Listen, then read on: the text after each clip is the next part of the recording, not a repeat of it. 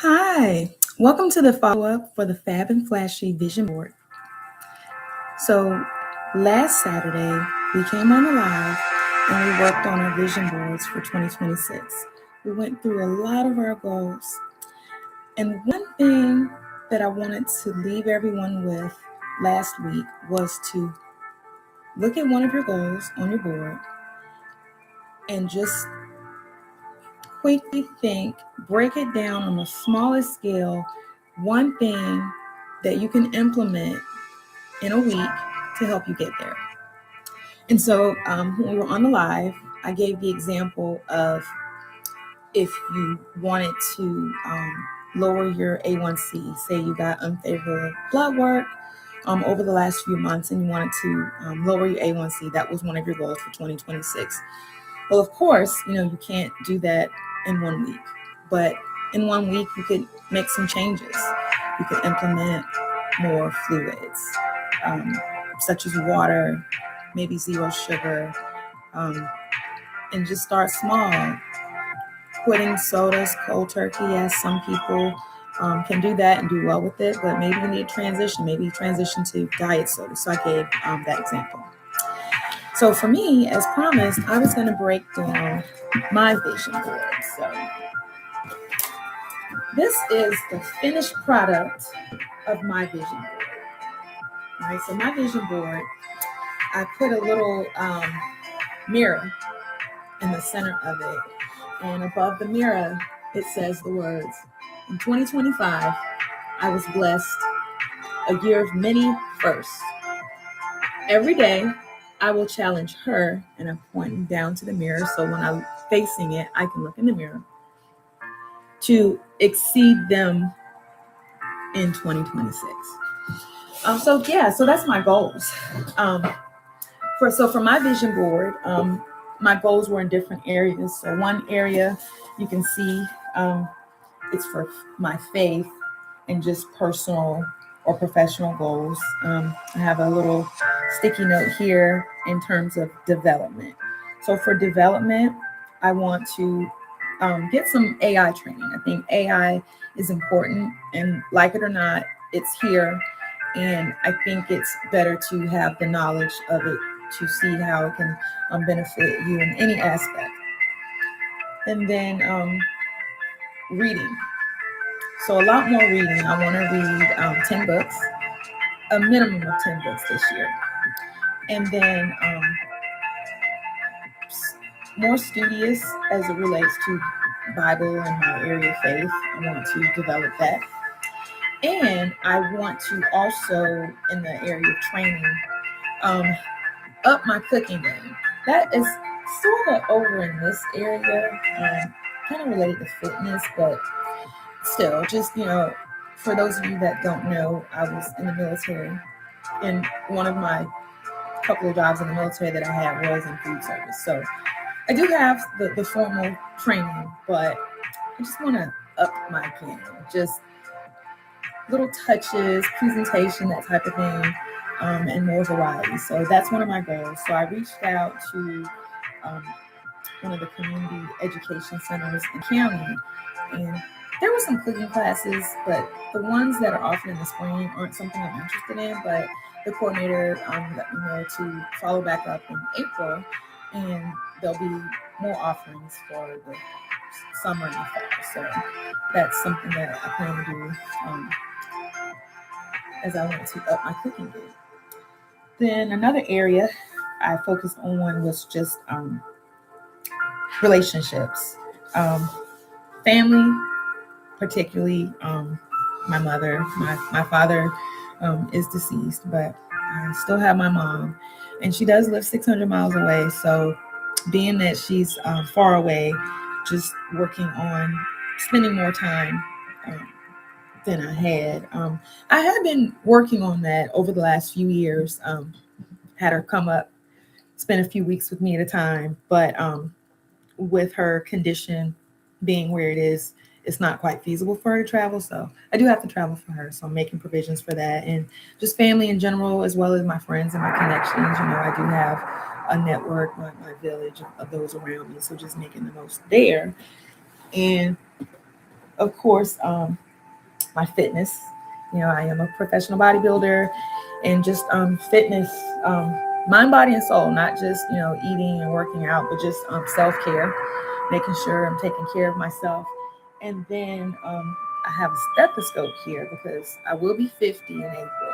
So with me turning 50, I do think that I have some areas that I need to focus on that I hadn't focused on before.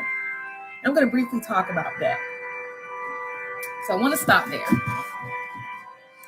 A lot of times when it comes to medical conditions, yes, some of us are dealt that hand as far as genetics, but sometimes your lifestyle and your choices can impact how you manage a condition, or even if you have it, or the severity of it.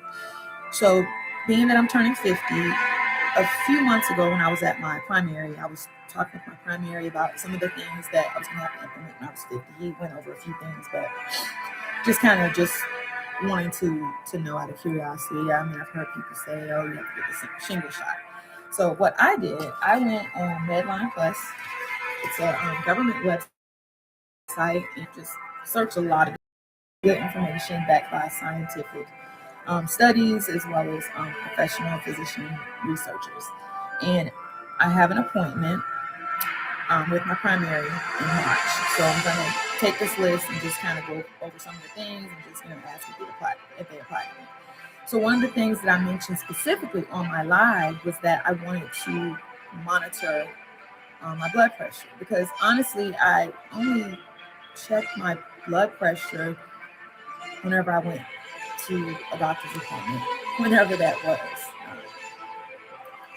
I do have a blood pressure cuff, and I mean, I probably used it a few times, but just not something that was routine, because I haven't had a reason to focus more on routine. So that was something I just said, hey, I'm going to implement it. I'm just going to make it easy. So I'm not going to do it every day.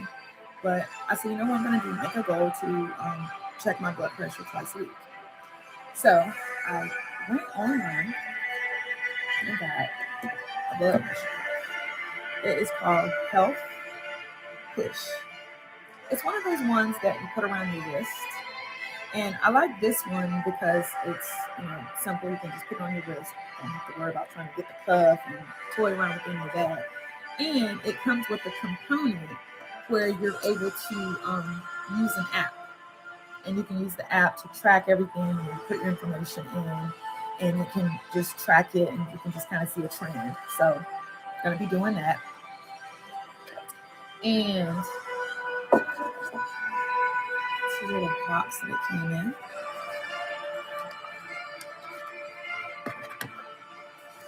So this is the cuff. It's pretty simple to use. And back to my information. So one of the components of the information here, this is specific health screenings for women ages 40 to 64. And some of the things on this list I had already implemented into my life. Of course, well woman pap smears, mammograms. So make sure that I have my mammogram schedule. I do have a mammogram schedule for myself in May.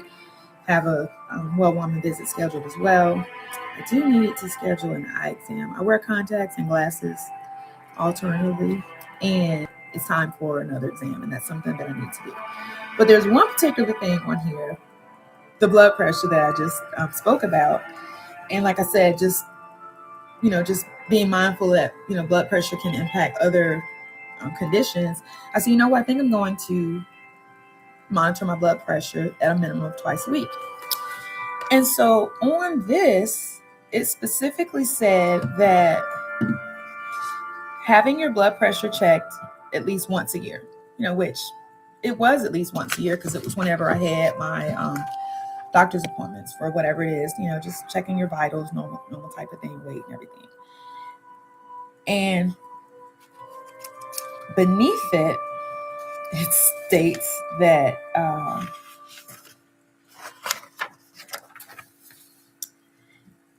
ask your physician if Ask your provider if you need your blood pressure checked more often if. And it had this list of things that I didn't quite know may have applied to me. Only one that I would assume, obviously, most people would assume apply is that one of the items on the list is your blood pressure top number is between 120 and 129. And the bottom number is from 70 to 79. So if it's a little abnormal, you may need to be mindful of that, obviously. But there were other things on this list that I didn't think about. And actually, 1, 2, 3. So there's 5 items here. 1, 2, 3, 4, 5. And 4 of the 5 things on this list actually apply to me. So I'm really glad that I decided to say, hey, you know what? I think I'm going to go ahead and monitor my blood pressure. I was just thinking of monitoring my blood pressure but because of my age. But I need to monitor my blood pressure because of these things. So like I said, I just went over the one of the 5. So the other 4 items on here are if you have diabetes, heart disease, kidney problems, or overweight, or have certain other health conditions. Well, I'm slightly overweight, barely 10 pounds, but overweight is overweight. Whether it's 1 pound or 80 pounds, overweight is overweight. So that puts me in that category. First degree relative with high blood pressure. I do have first degree relatives that have high blood pressure. And this one got me. You are Black. I am a Black American. So just that in general, even if none of those other components apply, I'm a Black American, so I'm susceptible to high blood pressure. And you had high blood pressure during a pregnancy. And I have given birth twice. I have a 30-year-old and I have a 13-year-old. And with my 30-year-old, I did develop high blood pressure during the pregnancy, and apparently that is more common than we would like for many women, and for most women, which was the case with me. After you deliver the child, you no longer have the elevated blood pressure, which was the case with me. Like I said, my daughter is 30 now, and I haven't had high blood pressure since that time. So I was actually walking around not knowing that there were things that applied to me, which were a reason that I should have been monitoring my blood pressure, and I wasn't. So definitely was an eye-opener. Knowledge is power. So yes, so like I said, and I'll just demonstrate for you really quick. It's really simple to use. There's a button, this little top button, you turn it on, and then you simply put it on your wrist.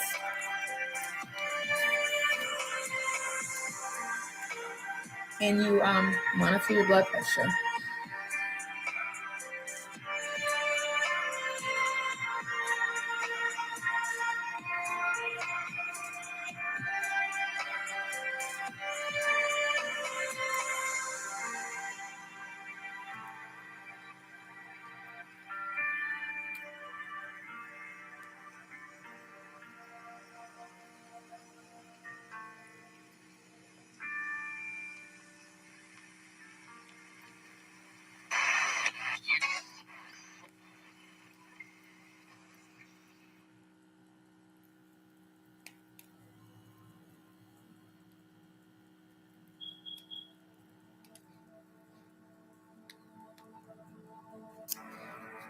Okay, the reading is off. I might not have put it on. Let me reset this. I got an error message. I think when I was putting it on, it already started. So, let's see.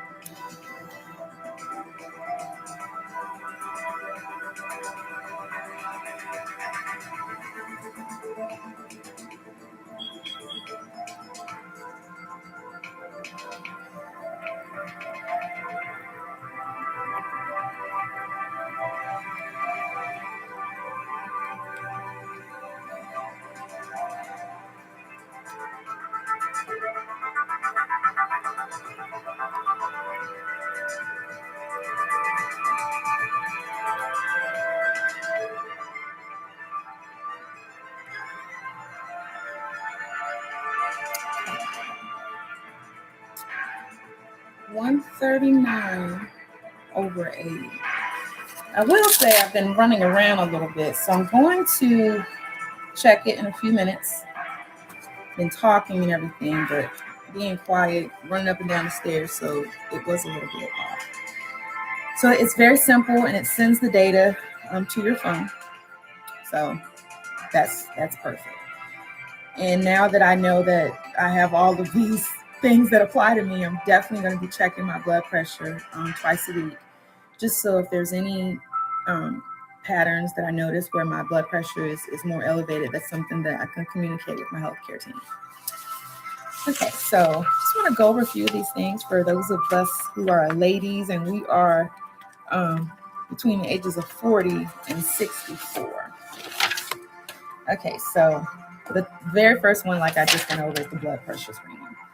Then it's a breast screen. So that has two pieces to it. The monthly self-breast exams that all women should be doing. And then the mammograms, which are recommended for women who are ages 40 plus. However, there is a different guideline that you would talk with your doctor about if you have a family history of breast cancer. Some of them, if you have a family history of, depending on the situation, you may require a screening sooner. And then, of course, next is cervical cancer screening, which I had already been doing. Cholesterol screening. Cholesterol screening should begin at age 45 for women, age 20 for women with known risk factors for coronary disease. And I had known risk factors for coronary disease, a family history. So I've been getting my cholesterol tested for at least 15 years. And cholesterol cancer screening, I started getting that at age 45, which is the recommended age according to the Medline.gov. A dental exam once or twice a year in a clinic, and I do that twice a year. And then there's a pre-diabetes and type 2 diabetes screening. You should be screened for pre-diabetes and type 2 diabetes starting at age 35 and repeated every 3 years if you are overweight and have obesity. And like I said, I am slightly overweight, but I also have the risk factors where it states that you should be tested more often. You have a first degree relative with diabetes, which I do. You have high blood pressure, pre-diabetes, or history of heart disease. I don't have that. You're overweight and have other risk factors such as high blood pressure or planning to become pregnant. I guess the risk factor for me would be the relative and being slightly overweight. And then immunization. So I did ask my doctor specifically about the immunizations. The shingle shot, it says you're supposed to get them every year after age 50. A hepatitis B vaccine, you have to receive a certain number of dosages depending on your circumstances, such as if you didn't get them as a child, up until the age of 59. I did get them as a child, and I also got them in the military, but I do want to make sure that the criteria is met and it's satisfied, so I'm going to check into that. The varicella vaccine does not apply to me because I've had chickenpox before. So you get the varicella vaccine if you've never had chickenpox before, or if you were born in 1980 or after, and I was born before 1980. And then the tetanus shot, TD shot, every 10 years. I did receive one about 7 years ago, so I'm going to be mindful of that and just kind of put that on my radar in a few years. Flu shot every year. I definitely try to get one every year. Last year, I did not get one, but typically I get a flu shot every year. And then COVID vaccine, it says the criteria, ask your provider what's best for you. I did get a flu shot this year, and I did get a COVID booster. The provider suggested that it was a good idea, and I just got them done at the same time. Didn't have any issues, but again, check with your provider for everything on this list. And the other thing on this list is infectious disease screening. Ask your provider if you should receive immunizations or if you have certain health conditions, such as risk for pneumonia. So it's screening for hepatitis C, a screening for HIV. The criteria says all people ages 15 to 65 should get a one-time test. But depending on your lifestyle, medical history, you may need to be screened more often. And it also has criteria here for other infections such as syphilis, chlamydia, and other infections. I think HPV may be included in that. But me personally, I get screened for all of these every year with my GYN when I have the PAP. I got used to doing it when I was in the military. I'm married, but still, I'm used to doing it, and I just do it every year. Then there's something that I wasn't aware of on the list, lung cancer screening.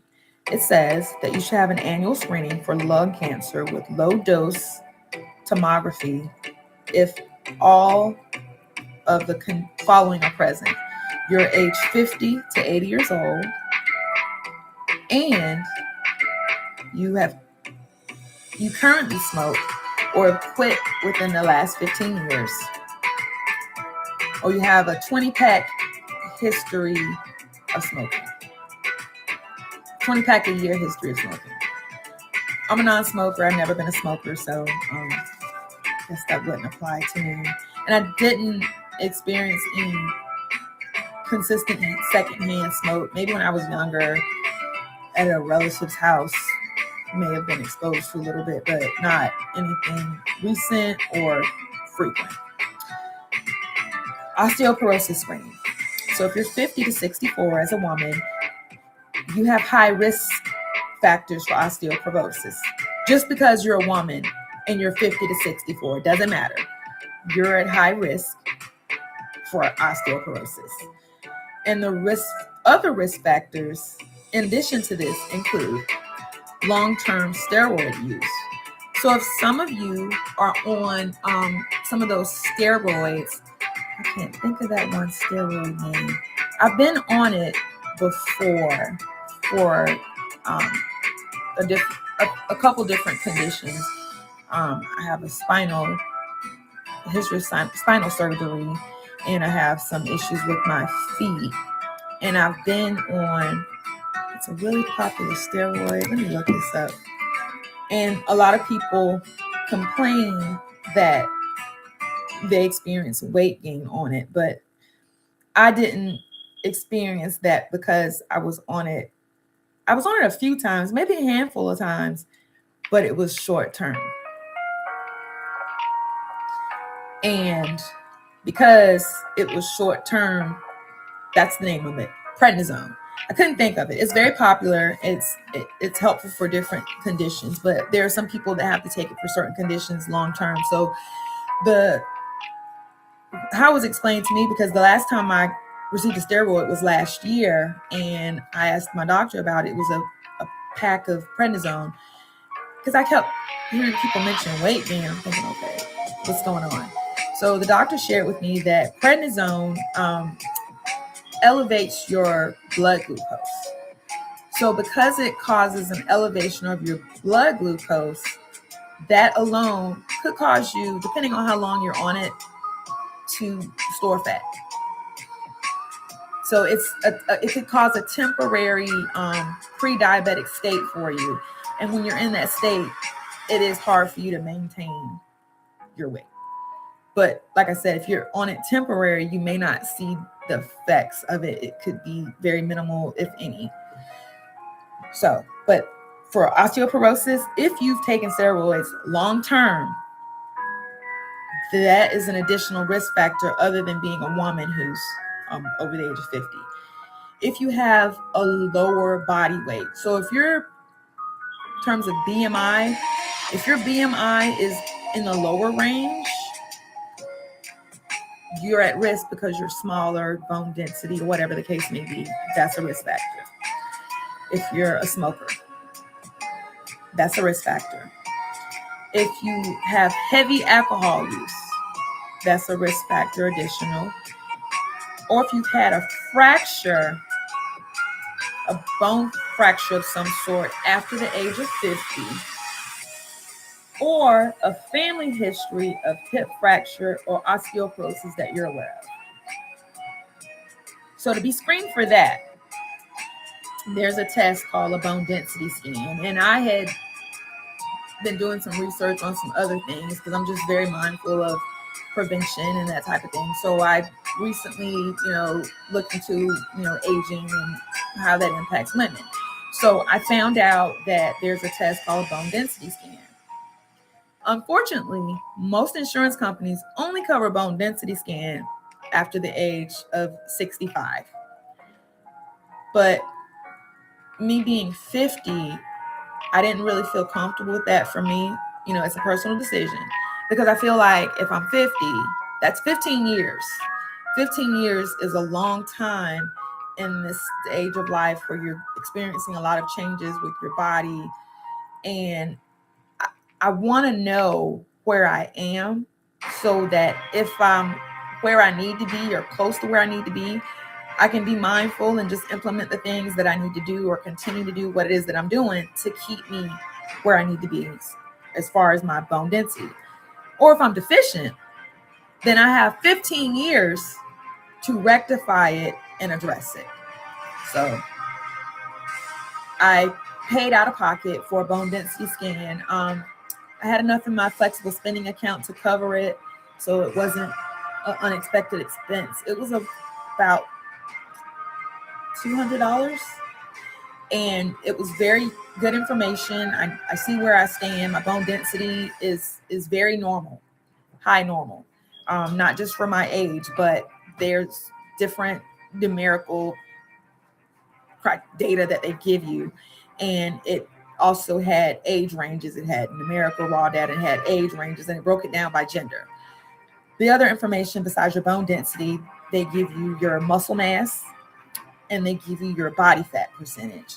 So my bone density was equivalent to that of a 30-year-old. Now, I'm not 30 years old, but my bone density is equivalent to someone that age, which means I'm high normal.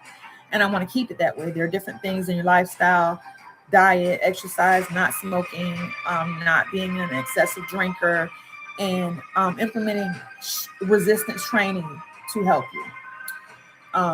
Also, my body fat percentage was lower than normal for a woman, period. Age or not, I have a lower body fat percentage in comparison to my muscle mass, a lower body fat percentage in the 20s. My muscle mass is above average. My muscle mass compared to my body fat percentage is above average, not just for my age, not just for my gender, but even men my same age, Now, a man is going to have more muscle as far as the number, but the percentage of muscle to the body fat, my muscle mass percentage is higher. So it gives you a lot of good information. So if I wasn't in a good position, I have 15 years to work on it. And now that I know that my flexible spending covers it, I'm going to go ahead and get it done at least once every 2 years. And then it just has your regular physical exam, which all of us should be doing. Just disease, assess risk of future medical problems, encourage a healthy lifestyle, update vaccines, and other preventative care. And then lastly, it just tells you just general information.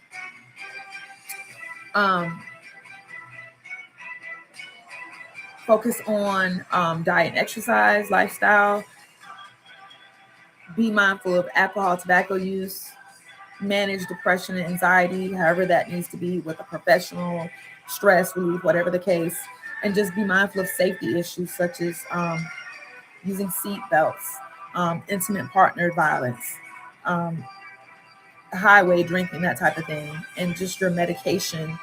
If you are seeing more than one doctor, they may not be in the same network. Make sure that your doctor is aware of other medications that you're taking to avoid any interaction and any issues. And then lastly on the list is skin exam.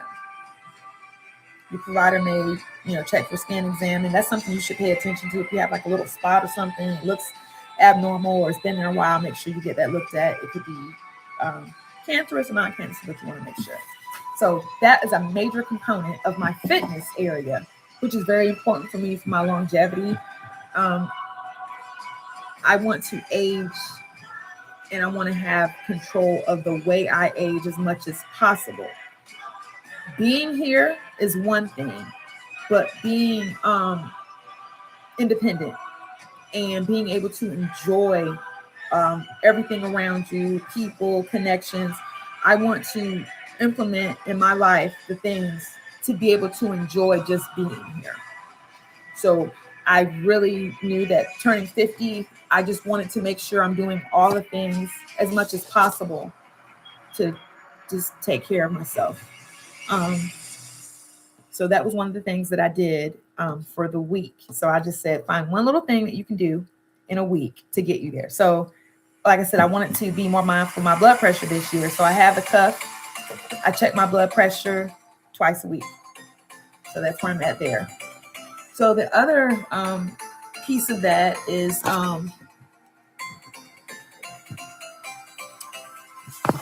my fitness. So I shared on the last live that I got into cycling later in life.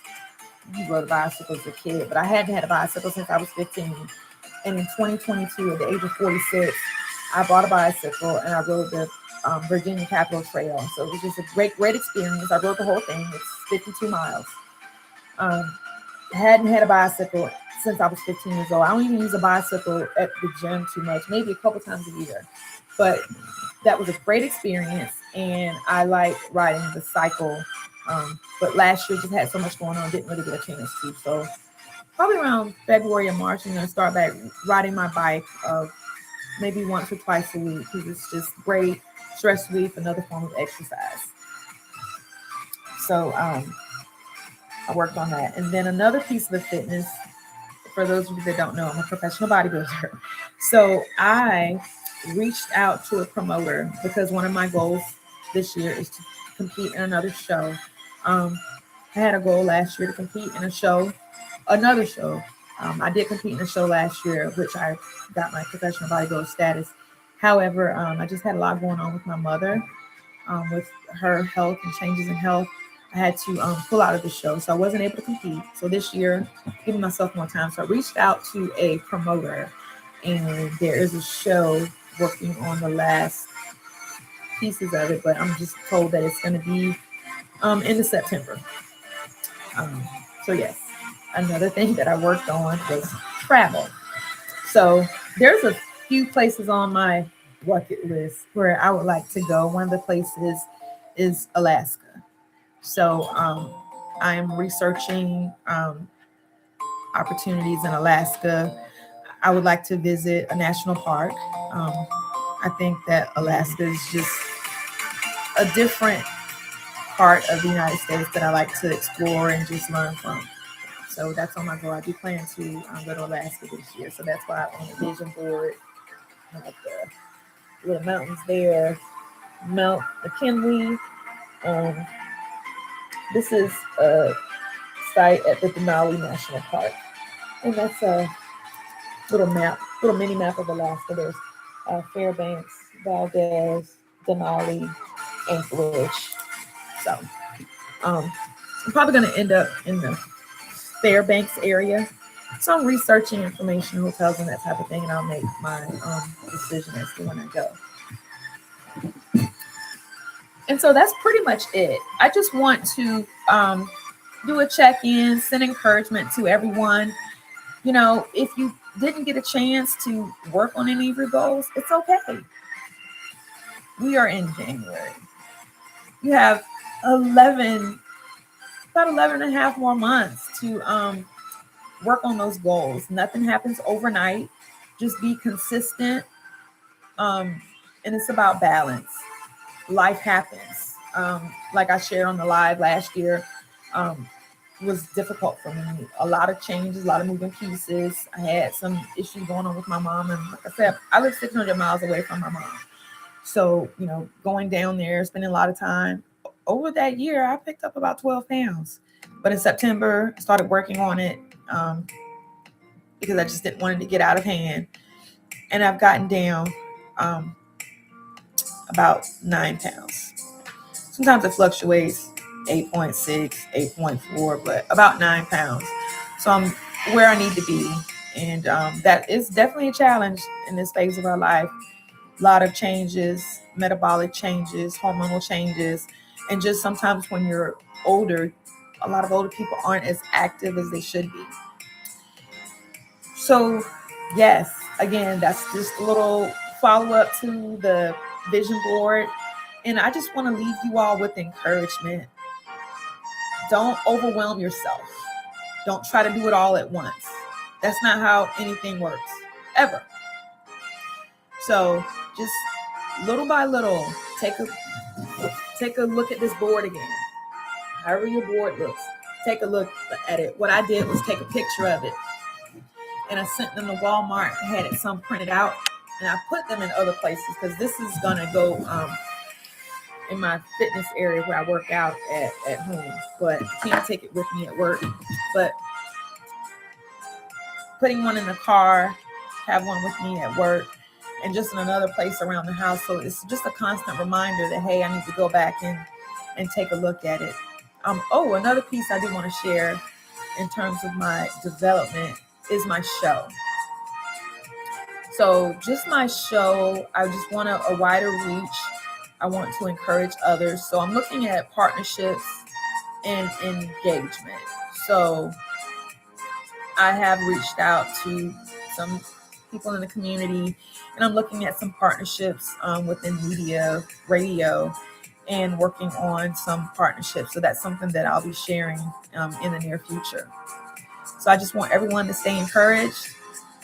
If you think you can get some benefit from my show, I have a playlist. All the full episodes are here on YouTube, but I'm actually part of a network. It's called the Rewind Network, REEWIND, and I'll put all the information below here, as well as the Medline Plus information. That's a really good piece of information. It doesn't in any way replace information from your physician. However, it's a good